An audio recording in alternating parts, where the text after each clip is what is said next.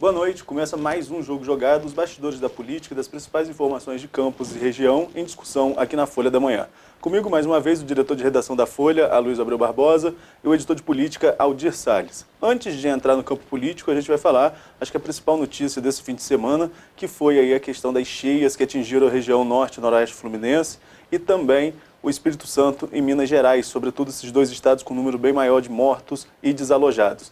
Aqui no norte e noroeste fluminense já são mais de 15 mil pessoas fora de suas casas por causa das chuvas e das cheias dos rios Carangola e Muriaé. No Paraíba, a expectativa é grande e o acompanhamento constante com relação à cheia. Aqui em Campos, por exemplo, já chega a quase 9 metros o nível do Paraíba e a previsão de que possa subir um pouco mais. No meio desse contexto de tanta chuva forte, tantas pessoas fora de suas casas, inclusive com 2 mortes, uma em Porciúncula e uma em Itaperuna, em decorrência das cheias, o governador Wilson Witzel esteve aqui na região, ou Wilson Witzel, né, a pronúncia aí fica meio dúbia, cada hora ele fala uma forma, mas ele esteve aqui na região visitando essas localidades e também teve uma polêmica ali de uma ligação dele para o vice-presidente Hamilton Mourão, presidente em exercício do país, na qual ele gravou a ligação e divulgou essa ligação nas suas redes sociais. Isso teve uma repercussão extremamente negativa. A Luiz e o Aldir estão acompanhando também esse fato que está repercutindo em todo o país, inclusive fora do país, já que o presidente Bolsonaro estava na Índia, né, em agenda na Índia, e de lá mesmo ele rebateu essa informação. Muita falta de ética, no mínimo, do governador em divulgar essa ligação, né? O Hamilton Mourão, presidente do exercício, que foi, teve a conversa gravada em vídeo para um assessor de Witzel. Ele estava em Porciúncula ontem e o assessor do lado dele gravou, ele botou no Viva Voz. Só o Viva Voz já seria alguma coisa, né, questionável, né? Mas gravou também, botou no Viva Voz para ter o áudio na gravação do vídeo. E uma conversa normal, uma situação normal, logicamente, mas essa conversa dentro da circunstância normal, ele pedindo ajuda, já como você falou, Minas e Espírito Santo foram mais atingidos, mas que ele, como governador do Rio, estava no noroeste e, como você colocou também aí, foi bastante atingido. São 2 mortos, né? Um em Porciúncula e um confirmado, o corpo que acharam em Itaperuna, do rapaz que mergulhou no rio Muriaé. E o Mourão teve uma resposta dura quando foi divulgado. O Witzel colocou em rede social. Ele falou, porque o Witzel fez a campanha dizendo que foi oficial dos Fuzileiros Navais, que é uma tropa de elite da Marinha.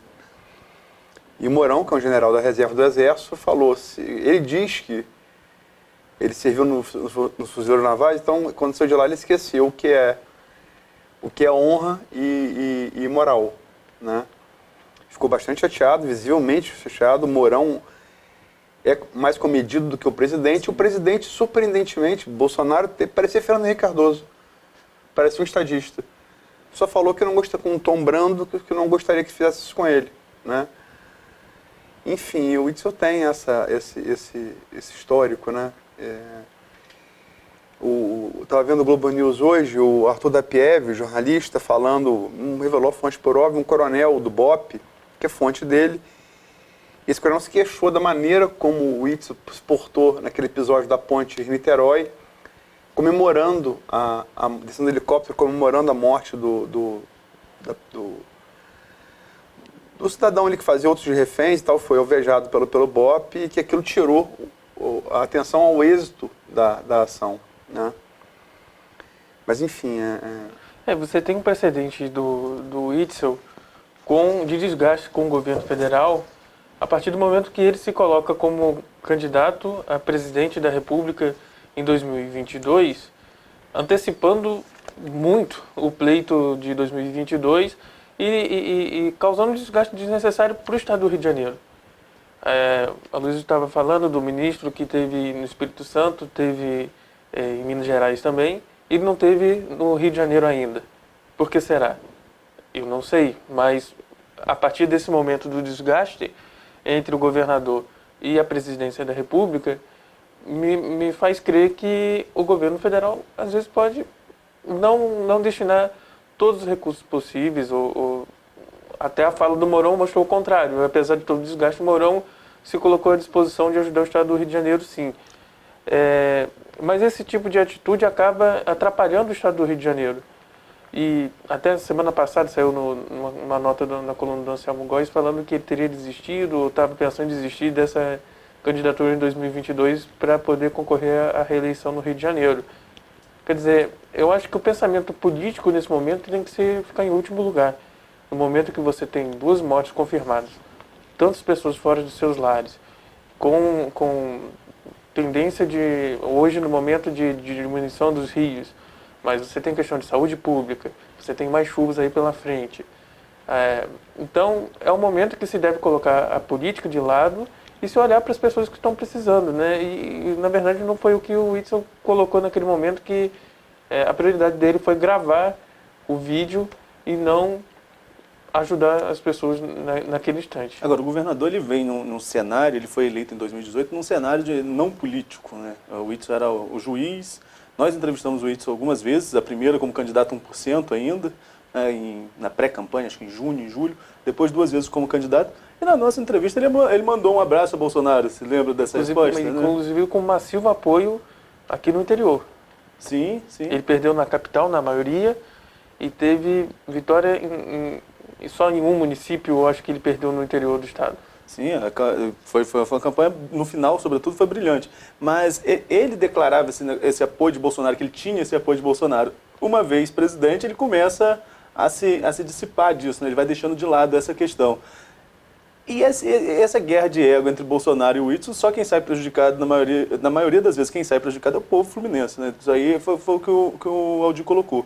Agora, até onde vai isso também? Onde ser um estadista, como a Luiz colocou, que o Bolsonaro parecia um estadista falando dessa vez, né? E você ser um político. Essa barreira. Será que eles estão conseguindo separar essas coisas, na opinião de vocês? Eu acho que o Witzel, que Bolsonaro, com todos os rompantes e condutas talvez inapropriadas para um chefe de Estado, mas que também você tem aí exemplos no Trump, no Viktor Orbán da Hungria, no Salvini da Itália, o Duterte das Filipinas. Não é um fenômeno isolado, mas não é o que se espera de um estadista. Mas Bolsonaro, ainda assim, ele vem de uma experiência pregressa no Congresso de 30 anos. Ele tem ainda cancha, que né? fosse baixo clero, mas ele tem Ele sabe lidar, ele sabe como funciona. pode não saber lidar, mas ele sabe pelo menos o que ignora. E talvez esse ignorar seja uma coisa pensada. O Witzel me parece muito deslumbrado, é o que me parece. Muito deslumbrado. É aquele ditado antigo, né? Lugar comum, que não come melado quando come lambuza, né? Ele se apoia muito nos números da redução da violência. No Que estado são do Rio de reais. A gente Janeiro. trouxe uma matéria, inclusive, No domingo. no domingo, falando sobre isso. Inclusive, em Campos, a redução ainda é menor do que no estado do Rio de Janeiro. E o Globo deu uma matéria de 4 páginas também no domingo, falando no país inteiro a redução de homicídios. A política de segurança pode não agradar a forma como eles se colocam, mas que está tendo o resultado prático Sim, é inegável. É inegável, né? E também na questão do regime de recuperação fiscal, que nesse momento o estado do Rio de Janeiro vive uma crista da onda ali, pelo menos, por conta desse momento que a gente ainda não está pagando, não entrou no momento de pagar no regime de recuperação fiscal, mas quando chegar esse momento e o estado do Rio hoje, ao que tudo indica, não tem condição de arcar com o compromisso que fez, e o ativo que tinha sido colocado pelo governo do estado é a SEDAI, Que está numa crise sem precedentes. Inclusive, vendo as redes sociais do Witzel, enquanto ele estava falando que ia vir aqui para o Noroeste, o que tinha uma avalanche de mensagens na rede social dele de pessoas falando: cadê a SEDAI, cadê a água, cadê... Quer dizer, então ele já enfrenta uma contestação maior, sem contar a contestação dos apoiadores do presidente Bolsonaro, que a partir desse momento do rompimento dele com o presidente, também deixaram de apoiar ele. Dizer que o Witzel não foi eleito pelo Fernando Bolsonaro é negar a realidade, Sim, né? certamente. Entramos num terreno da pós-verdade, que o jornalismo, mesmo segundo o presidente, nós sejamos animais de extinção, Mas a gente tem a obrigação de dizer que é mentira, né? Quer dizer, ele foi eleito pelo Fernando Bolsonaro. Certamente. Sobretudo aqui no Rio, Flávio A presença Bolsonaro. do O Flávio. Bolsonaro nunca deu apoio, de fato, para ele. Mas o Flávio... Flávio deu e Bolsonaro segurou. Mas e essa divisão do PSL, essa divisão de Witzel e Bolsonaro é até gancho para o nosso próximo tema do nosso próximo bloco, no qual a gente vai falar sobre a entrevista hoje no Folha no Ar, primeira edição, com o pré-candidato a prefeito de Campos, deputado pelo PSL, Gil Viana, e toda essa polêmica envolvendo Caio, Arnaldo, Rodrigo Bacelar, tem também a entrevista de Pudim, que a gente pode lembrar, porque tem ligação entre os assuntos, enfim. Aí sim a gente vai entrar de vez nos bastidores da política de Campos no próximo bloco. A gente volta já já.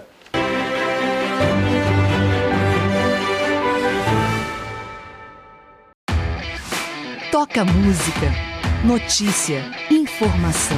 Folha FM 98,3. Chegamos trazendo conteúdo de primeira. Jornalismo, música e muito mais. Do jeito que a Folha faz. Nova rádio Folha FM 98,3. Sintonize. Compartilhe. Folha FM.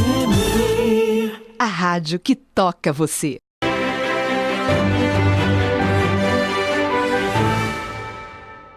Estamos de volta com o Jogo Jogado, aqui comigo o diretor de redação da Folha, Luiz Abreu Barbosa, e o editor de política, Aldir Salles.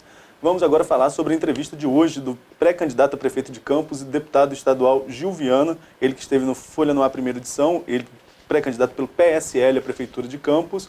E nessa entrevista, fazendo aí uma sequência de tantos assuntos que vem acontecendo desde a semana passada, na verdade, desde a festa de Santo Amaro, a gente vem falando sobre esses assuntos dos bastidores da política de Campos, né, desde o dia 15 de janeiro, e o Gil hoje falou que é pré-candidatíssimo e disse que Caio Viana é preguiçoso, né, uma expressão que já foi utilizada em outras ocasiões. Na entrevista, inclusive, ele disse que está só repetindo aquilo que o Arnaldo já disse em outras oportunidades, né, que ele foi ver de perto quando foi disputar a última eleição, e o menino tem que trabalhar mesmo. O menino é preguiçoso. É uma expressão forte para um jovem que é novamente pré-candidato a prefeito, foi candidato a deputado na última eleição, não é novo na política de Campos. É bom a gente destacar isso, né? Porque parece que Caio é o novo na política. Ele já foi candidato duas vezes sem êxito, então não é tão novo assim na política. É a terceira campanha que ele vai entrar, ou pretende entrar. E o Gil hoje fez um apanhado dessa situação, sobretudo sobre um racha, né, digamos assim, já que os dois foram candidatos juntos na última eleição, né? O Gil foi vice na chapa de Caio na eleição de 2016 e bota na conta dessa preguiça a não vitória. Como que vocês analisam esse cenário? Esse racha realmente é um racha? Porque se a gente lembrar um pouquinho ali atrás, Gil, Arnaldo e Caio estiveram juntos recentemente conversando, né? Inclusive essa imagem está nas redes sociais do próprio Gil Viana. Começou a se comentar quando começou essa história de composições para 2020, de uma possível aliança entre deputados estaduais, o Rodrigo Bacelar, o Gil Viana e até o próprio João Peixoto, que foi o primeiro a sair dessa conversa, vamos dizer assim, e firmar apoio ao prefeito Rafael Diniz. Não é de hoje que o Gil Viana vem falando do Caio, mas agora, desde a última semana, tem se intensificado. Subiu o tom, e ele usou essa expressão na entrevista hoje no Folha no Ar, que disse que vai subir o tom e que, começando a campanha, ele vai usar isso, ele vai falar isso, inclusive vai falar o que o pai do Caio, Arnaldo Viana, o ex-prefeito Arnaldo Viana, falou na última eleição, de que o Caio não estava preparado para ser candidato, e ele lembra, inclusive, que o Arnaldo usou vídeos na própria campanha do Geraldo Pudim, quem ele apoiou na última eleição, e que na sexta-feira passada também no Folha no Ar, declarou que vai apoiar Caio Viana na eleição deste ano. Então, a gente vê que as pessoas estão começando sim a subir o tom, a eleição está ganhando, o ano 2020 está começando quente, com essas trocas de acusações. O Caio Viana, na semana passada, respondeu para a gente falando que não ia entrar nessa polêmica. E o Arnaldo, inclusive, comentou que o Gil Viana, era mentiroso. E isso foi uma outra questão levantada pelo Gil na entrevista de hoje. Ele disse que ficou triste pela declaração do Arnaldo, mas que ele vai continuar dando essas declarações. Ele diz que não me envolvi em nada errado, em denúncia e processo. O Arnaldo está inelegível até hoje. Então, assim, é um tom de provocação também. E lá na semana passada, até comentava no Folha no Ar, que Arnaldo não era muito de partir para cima assim, dessas provocações. Até estranhei o fato de Arnaldo partir para cima de Gil, né, chamando que não sustenta suas próprias mentiras. É um tom forte, até mesmo para campanha, né, para clima de campanha. E Gil dá uma provocada hoje, perguntando se o Caio tem 35, na verdade o Caio tem 31 anos, né? Dá uma provocada que não precisa o pai defender o filho, que o filho poderia se defender sozinho. Então, caminha aí para uma campanha muito, muito acirrada nesse tom, nessa troca de farpa, né? Acho que tem duas coisas aí. Primeiro, como eu fiz entrevista, depois até é bom que vocês comentem, mas além da preguiça, que você falou que ele acredita a não sucesso a preguiça, acho que até mais do que a alegada preguiça é o fato de Arnaldo ter retirado o apoio sim. E ter colocado a Pudim. E realmente pesquisa série histórica do Pro 4 endossa isso. Caio liderava o processo, a ruptura com o pai, a partir dali Caio começa a desidratar, né? Sim. Ultrapassado por Rafael e por Chicão. Primeiro por Chicão e depois por Rafael. E o resultado a gente sabe qual foi.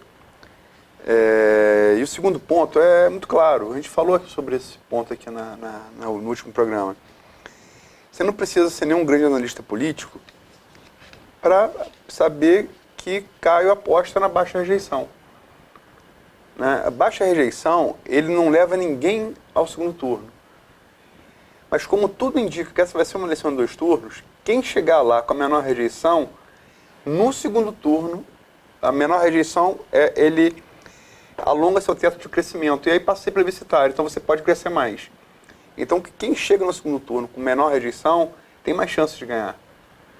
É um caso clássico aqui das eleições de 2004 e 2006, 2004 sobretudo, porque Pudim ficou na frente, depois Campista acabou ganhando aquela eleição, gerando o suplementar de 2006 vencido por Mocaibe, também batendo Pudim. Eu acho que Gil está trabalhando para aumentar essa rejeição de Caio e ninguém melhor do que Gil pode fazê-lo porque participou com ele. Quer dizer, uma coisa, eu estava até comentando isso lá em cima entre nós. Uma coisa, eu nunca trabalhei com o Odi nunca trabalhou comigo, o Odi falar a Luiz é preguiçoso. Trabalhou comigo e falar a Luiz é preguiçoso, quer dizer, passa a ser uma opinião mais embasada, ele teve uma experiência, né? Ele conhece E é o caso de Gil com Caio, né? Não é um adversário, é alguém que já foi aliado e caminhou numa campanha. Na semana passada, inclusive, ele falou que o Caio teria deixado o senador Romário esperando por 1 hora, 2 horas antes de uma caminhada. E, inclusive, ele chegou a comentar também que o Caio ficou de manhã vendo televisão, segundo ele. E que naquela eleição de 2016, como Gil era vereador, inclusive da base da prefeita Rosinha Garotinho, e ali naquela parte final, a partir do momento da venda do futuro, ele rachou com o governo, ele achou que ele deveria ser o candidato a prefeito em 2016 e Caio o vice. Isso na avaliação dele. E que ali acabou se invertendo a ordem da... Aquela configuração do PSB foi muito estranha naquela época, né? Um dia o partido estava com Gil, outro dia estava com o Garotinho. Foi tirado de Romário no Rio. Exatamente. Hugo Leal. Hugo Leal. Foi uma configuração bem estranha naquele movimento ali, naquele movimento político de 2016. Agora, eu discordo, eu até falei isso no rádio, do fato de Gil achar que por ele ter sido mais experiente naquela época, ele teria de ser o candidato a prefeito. Porque, como a Luiz mesmo colocou, as pesquisas mostravam que Caio, com o apoio de Arnaldo, era um candidato viável. Precisava de alguém, uma base que seria o Gil. Então, o fundamental ali não foi questão de experiência ou não experiência, foi o apoio de Arnaldo naquela eleição. Gil falou na entrevista hoje no Folha no Ar, comigo, que ele lembrou que ele quase chegou a fechar para compor chapa com o Rafael. Depois, acabou não chegando a um consenso e aí acabou fechando com o Caio. Agora, só voltando à questão da rejeição, me parece claro que Caio está fugindo de qualquer confronto, foge de entrevista. Eu na sexta-feira, eu convidei, sabendo da polêmica anterior da semana anterior, fechei com o Gil na segunda, convidei Caio para terça. Você me retornou? Nem ele. Agora nada. Eu também estou esperando o você está retorno tentando dele. antes também, mas é por motivo ético. Eu sabia que, inevitavelmente, pelo andar da carruagem na semana anterior, teria que ser pauta e Gil provavelmente iria reafirmar o que disse, como de fato fez hoje. Ele não retornou. Não sei se é a melhor tática, né? Não sei se é a melhor tática. Se fugir do confronto é a melhor maneira. Né? Agora, não é só Gil. Então, o Gil talvez tenha mais propriedade para fazer isso, porque pelo fato de ter caminhado com o Caio em 2016, insisto. Mas o grupo de Vladimir já vem batendo em Caio há algum tempo. Né? O grupo de Rafael, que estava meio recolhido em relação a Caio, já começou a fazer isso também. Né, em rede social, enfim. Ele vai se tornar a bola, já está se tornando a bola da vez. Não tem jeito, né? Não tem jeito. É saber se as críticas vão... Gil, por exemplo, hoje fala algumas coisas, que Caio nem mora aqui, mora no Rio. Só aparece na hora da eleição.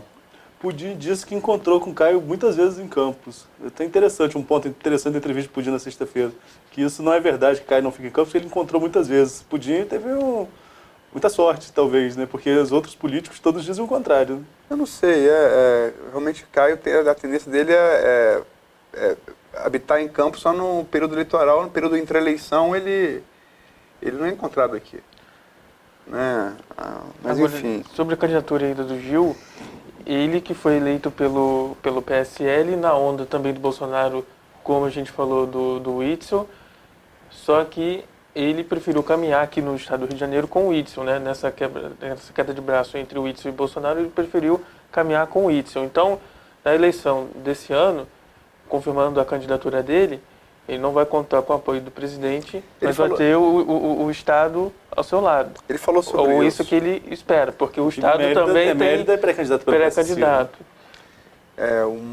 Mas dentro do campo conservador, dentro do campo conservador, ele vai ter uma certa dificuldade aqui dentro de Campos, na base que ajudou ele a eleger ele como deputado estadual. O líder do PSL na Alerj é Bruno da Hora, que é parceiro de primeira hora de Vladimir. Perdão, do PSC.